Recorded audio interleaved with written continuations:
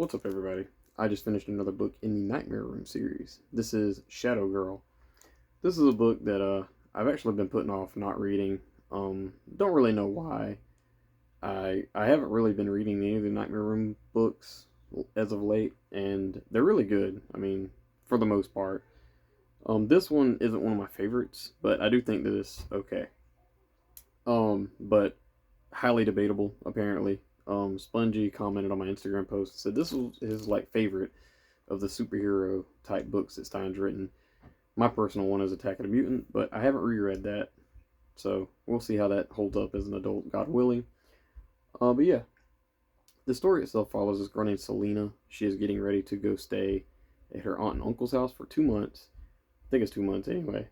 And she's a little nervous because her cousin that stays with them, she's like a big bully. The last time she saw her, she called her like moo cow, and yeah, really weird. Called her moo cow and cut her hair, so she was kind of nervous about all that. She ends up going on I think it's a train if I remember right, or a bus.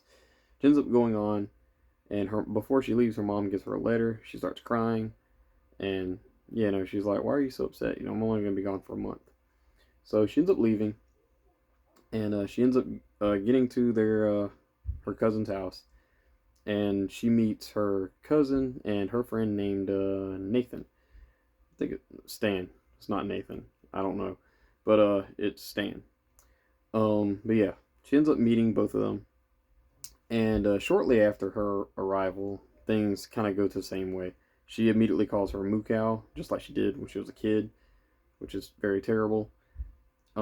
And she tells her that their first day of school is Spirit Day, and she wants her to wear the school mascot colors, which is like green and gold, and that's not the mascot color. So she goes in there dressed as the opposing team at this like basketball rally, and yeah, she basically gets bullied by everybody.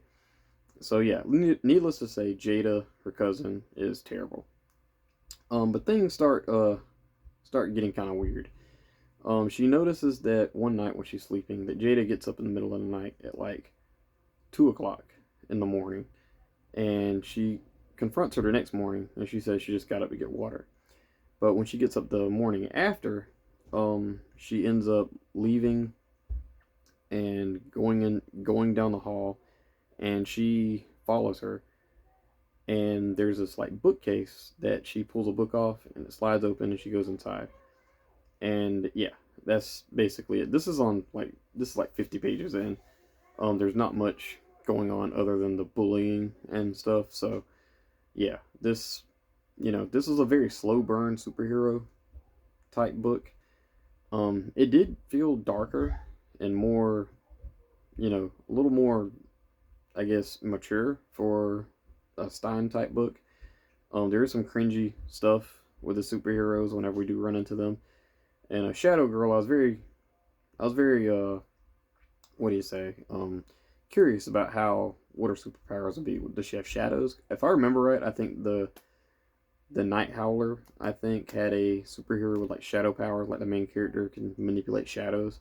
So I was kind of like, oh, well, is that going to be the same thing? It's not. She has this necklace that tells her what to, if she wishes for a certain power, she gets it, like super strength, super speed, or whatever, can fly, and that's it. And that's all cool, I guess, but I was kind of hoping for a little bit more.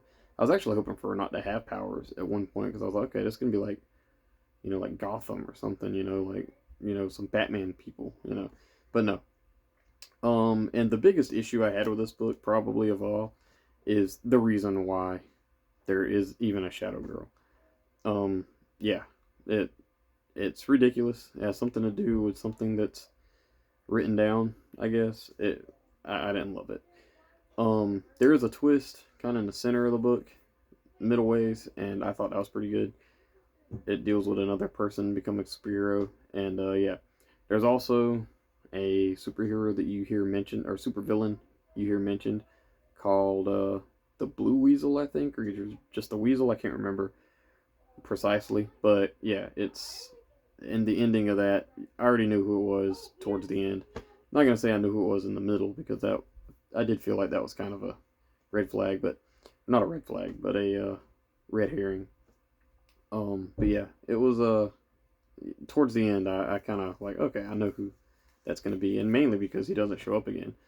We don't get like a confrontation between him. It isn't like Doctor Maniac, you know, or anything. It just you get it towards the end. The ending, I will say too, it's kind of sweet. Um, very cute. But yeah, other than that, Nightmare Room, I give it like a 3 out of 5 stars. I didn't think it was amazing. Easily probably my least favorite of the superhero type books. Probably not my least favorite Nightmare Room book, but it's honestly not one of my favorites. Speaking of which, too, I wanted to mention. I look this up. I always look these books up before I take them with me. You know, to see.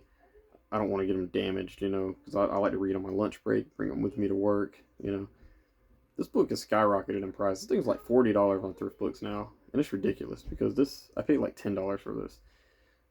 It's been some years back, but yeah, just want to throw that out there. Yeah, Shadow Girl, 3 out of 5 stars for me. Please let me know in the comments below. What did you think about Shadow Girl? Is it one of your favorites in the series? Yeah. Thank you. Bye bye.